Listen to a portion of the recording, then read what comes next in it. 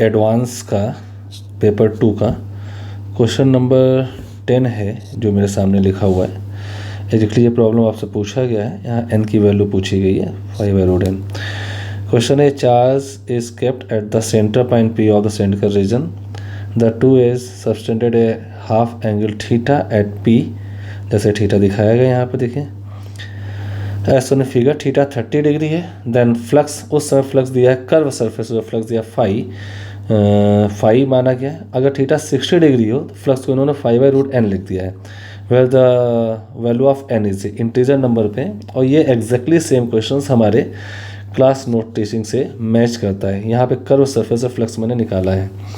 तो जैसा हम जानते हैं कोई एक सिलेंडर होगा, अगर ये सिलेंडर में एक जनरल पहले आपको आर्टिकल दिखा देता हूँ, पॉइंट P पे अगर कोई चार्ज है तो अगर ये एंगल थीटा बन रहा है तो ये एक डिस वाला जो पोर्शन है यहाँ से गुजरने वाला फ्लक्स जो होता है हाफ एंगल थीटा अगर है तो ये फ्लक्स होता है, फॉर्मूला इसका मैं पहले अपने वीडियो में प्रूफ बता चुका हूँ। तो ये फ्लक्स होता है थ्रू द फ्लैट सरफेस।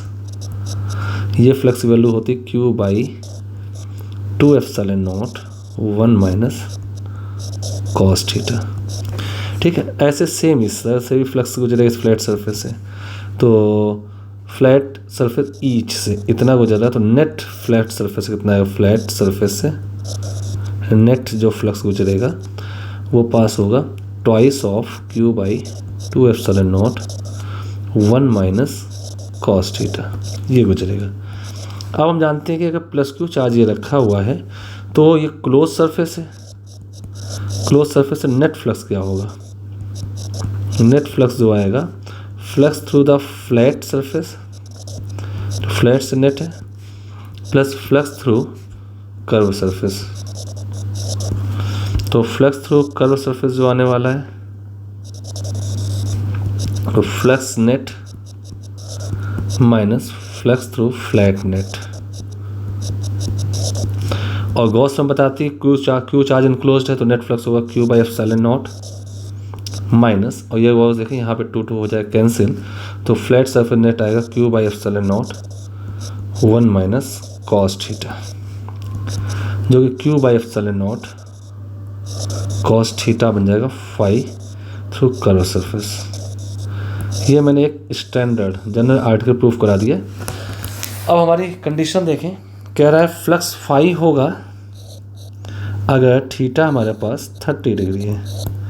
पहली कंडीशन ये दे रहा है थीटा 30 डिग्री, तो फ्लक्स 5 हो, 5 वालों निकाल लेते Q/ε0 cos 30। ठीक है, तो ये होता है Q/ε0 cos 30 होता है √3/2।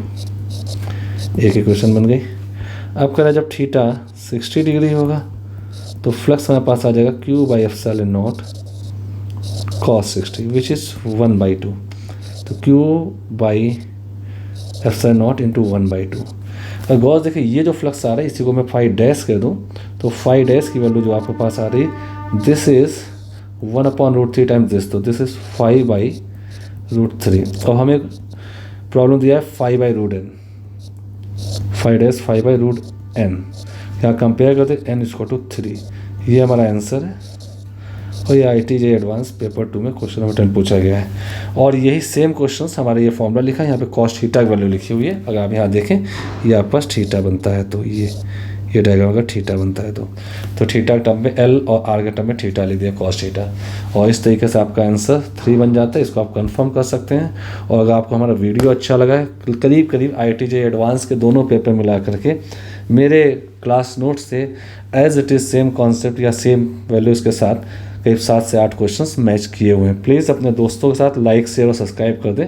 इस पर आप कमेंट करेंगे तो और आपको लगभग सारे पेपर के क्वेश्चन सोल्यूशंस में आपको सारे क्वेश्चन सोल्यूशंस आपको देने वाला हूँ इसी यूट्यूब के माध्यम से। Thanks for watching this, thanks a lot.